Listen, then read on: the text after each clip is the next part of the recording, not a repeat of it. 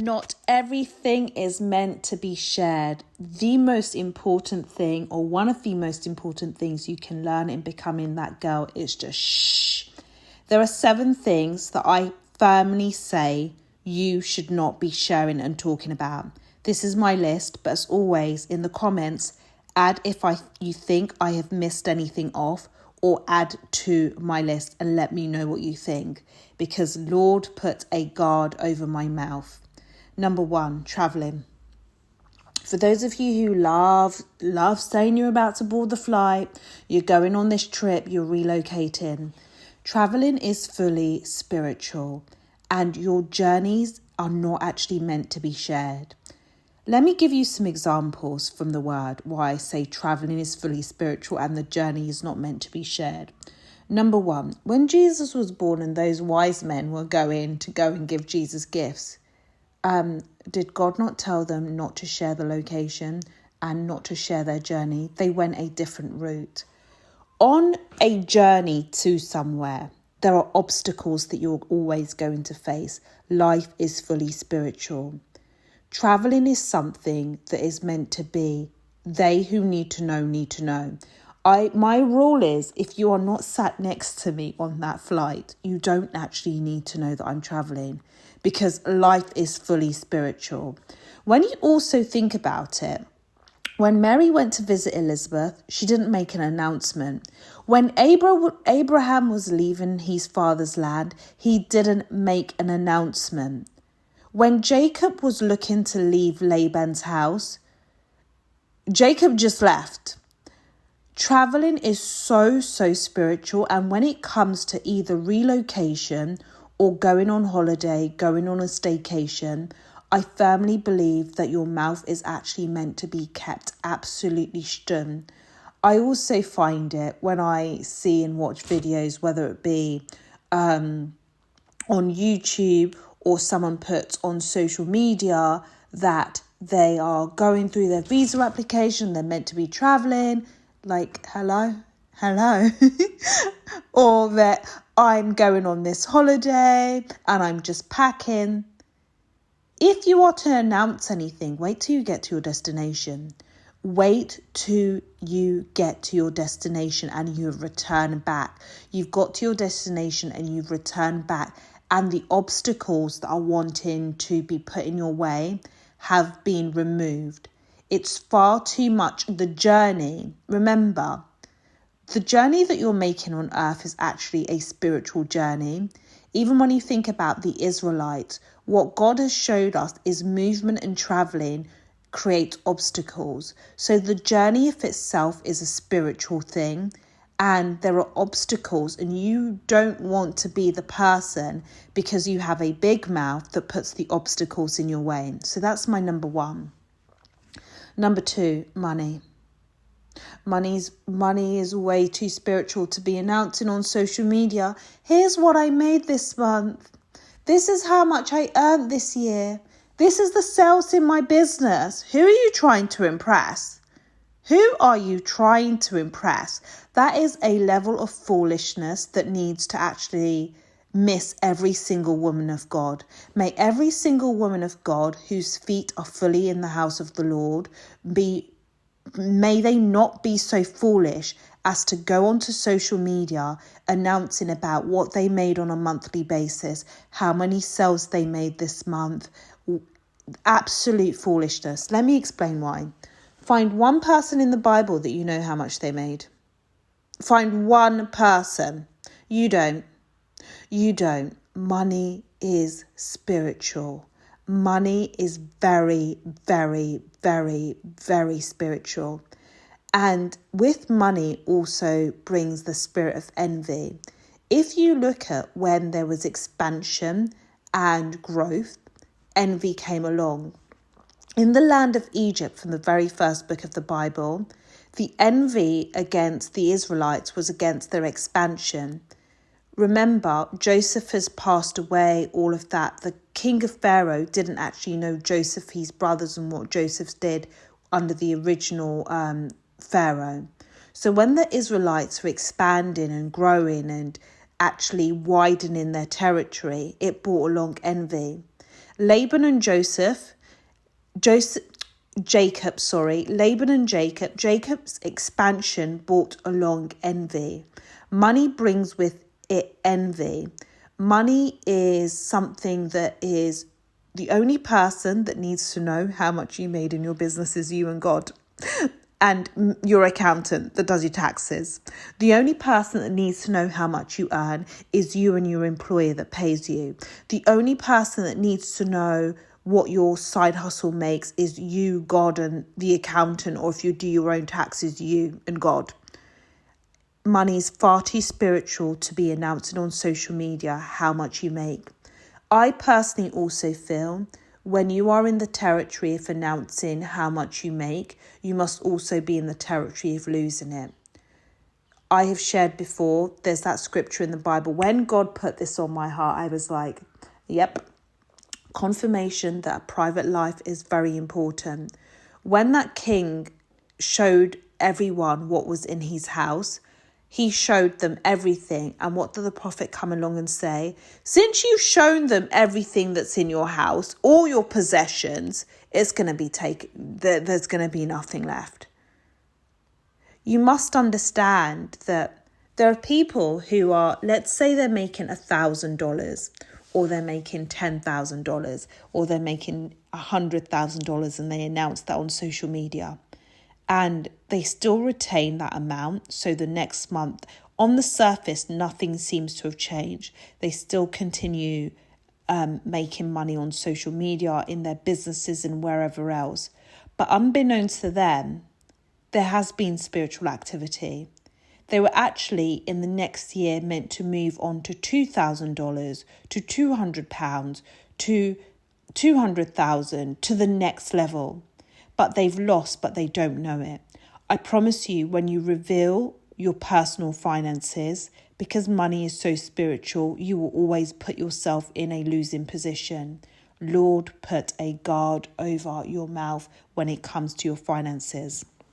Number 3, this one, can I just say, I've never got why people share this. I have never, ever got why people share this.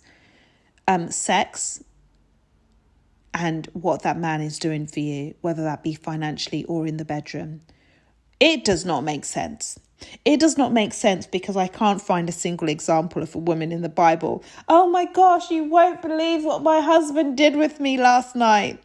Or, oh my gosh, my husband bought this, and this for me. No. It doesn't exist in the Bible because Lord put a guard over your mouth. Like, to me personally, no judgment, but I think it's quite vulgar to talk about what your husband is doing with you in the bedroom. Are you trying to offer him up to another woman? Because what's the purpose of sharing what a man is doing to you in the bedroom? What is he for sale? Are you sharing him? And also when it comes to finances, what a man is doing for you. Again, we know the women in the Bible are well taken care of and are well looked after, but none of them are making announcements. When Esther, by the way, Esther was one of many that went into the king's court in bed. She did not come back and say, well, this is what happened with the king and he treated me like this. No. Stop that nonsense. Stop it. A man must provide, and his provision is between you, him, and God. And if you also notice in the Bible, God is very clean about this. He knew her, and then they bore a child. It's that simple. What you do, sex is very, very, very, very spiritual. Do not ever mistake the fact that sex is not spiritual. It's actually got nothing to do with the act itself. There is so much happening in the spiritual realm when it comes to sex, and you're actually changing your whole entire destiny every time that you have sex. And we know my thoughts on this. Sex should be with your husband. Every time you decide that you are going to break that rule and commandment, the whole spiritual realm is shaken. So that is something that should be kept very, very private. Nobody needs to know. Number 4, promotions. Stop announcing your promotions, even after they've been done, before they've been done and after they've been done. Your promotion will always speak for itself. Let me give you the example. Joseph went ahead of God and decided to announce his promotion and what was going to happen. Look how that ended up. Joseph still got to the promotion. Unfortunately, there are some women you're going to lose out on opportunities because the Lord put a guard over your mouth. You haven't learned the spirit of actually there is a time to speak and there is a time to remain silent. Also, if you notice, with promotion and elevation comes the spirit of envy. Promotions don't need to be announced because with them naturally come the spirit of envy. Let me explain. If you look at, and I don't know what book this is, but Saul, I think it's in the Book of Kings, Saul Saul gets upset that the women are singing about David. Saul killed 1,000, David killed 10,000. The reason Saul gets upset is because David has been elevated above him. Then his heart, if you notice immediately, it's around there, like maybe 2 sentences after, Saul's heart changes towards David. His countenance changes towards David. Why is that? Your promotion, your elevation above anybody on this earth, whether you think they're your friend, your brother, your family, will change their heart towards you. It is what it is. So you don't even need to announce your promotion, because the moment people can see the fruit of your efforts, their heart's already going to change towards you. So when it comes to elevation, when it comes to promotion, keep it quiet. Let me also give you an example of Saul. If you notice, when Samuel goes to Saul to anoint him as king, Samuel tells Saul not to tell anyone. Saul did actually listen to God on this. Saul had wisdom to make sure he didn't tell his uncle. He did not tell his uncle. If you disclose, whether it be future business success, where you're being elevated, and promotion, by the way, I'm going to give this a wide thing. You're buying a bigger house, you're getting a new job, you are closing a business deal. Nobody needs to know. Nobody needs to know. Do let me know in the comments what you think about this, because I firmly believe that promotions are just meant to be kept locked down. Number 5, beauty secrets. Sarah was beautiful. Naomi was beautiful. Esther was beautiful. The women in the Bible are beautiful. Tell me one of their beauty secrets. Especially Esther, who spent a whole year. I personally believe that life is so spiritual. There are things that innately make you who you are. There are things that you do that shouldn't be shared. Now, I'm not talking about you saying, oh my gosh, like I love the girlies who've said, actually, you can do your own lashes at home. Love that. I have shared microneedling, game changing. If you want to improve your skin, game changing.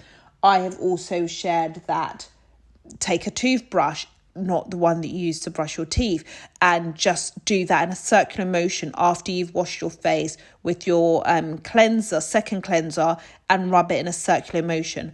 I have shared such beauty tips. Am I going to share with you my exact oils and potions? No, absolutely not. My perfumes, what I use in my bath to soak. I have got a whole bathing routine where I soak with certain things, like certain oils. I will share this with you. I do put, what's that thing called? Epsom salt. Love that. But I'm not going to share with you every branded product that I use. And let me just explain this. Recently, maybe about 3-4 days ago, complete stranger stopped me in the street, and she was walking behind me and then overtaken me and said, look, I'm going to stop you. You smell so freaking gorgeous. All I did was thank you, because the breakdown of that day and how I laid myself up, it's between me and God. It's between me and God. The day I will reveal my layering and my actual secret scent is the day that Esther tells me hers. That's never going to happen. So for me, beauty secrets, you need to know to just keep that locked down. Number 6 for me, your future plans. Your future plans. This one comes straight from God. God has kind of given us an indication. We don't know the hour. God doesn't give you the whole thing. There are some things that you need to know, just need to remain silent. You do not need to give a running account of your every future movement to human beings on this earth. Absolutely not. This is so important. And I think as women, sometimes we share things with people because we want them to rubber stamp our decisions and choices. But as long as you've cross-checked that with God, you don't need a human to stamp that off. You don't need your friends, you don't need your mother, you don't need your father, you don't need your brother, you don't need anyone to rubber stamp. Actually, these are my future plans. I want to relocate. I want to start a business.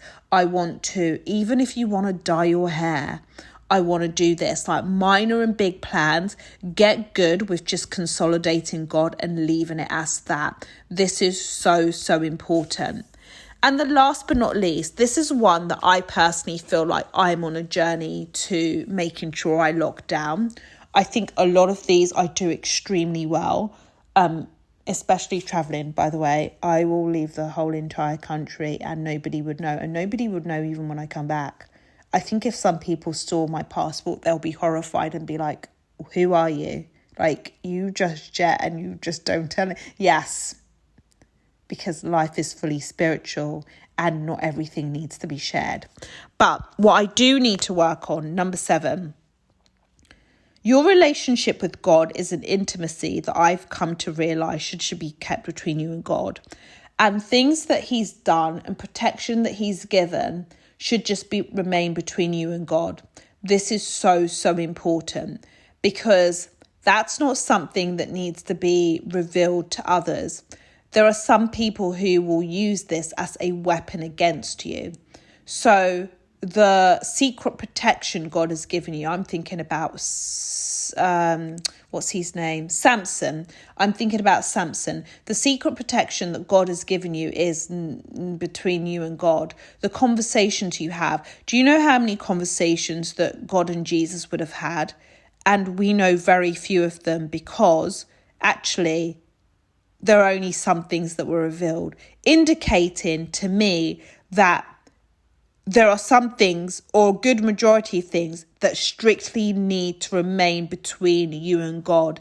And may I, let me pray for myself for one moment, may I and may you also find the spirit of discernment to understand that not everything is actually a testimony. Some things are just strictly to remain between you and the Most High, completely and utterly locked down, because you are revealing them to people who you don't know have the spirit of darkness and will use the very thing that you said, God does this for me, this is how God operates in my life. They will use it against you to try and break that defense that God has provided you with. They will use it to try and break that wall that exists between you and the Most High.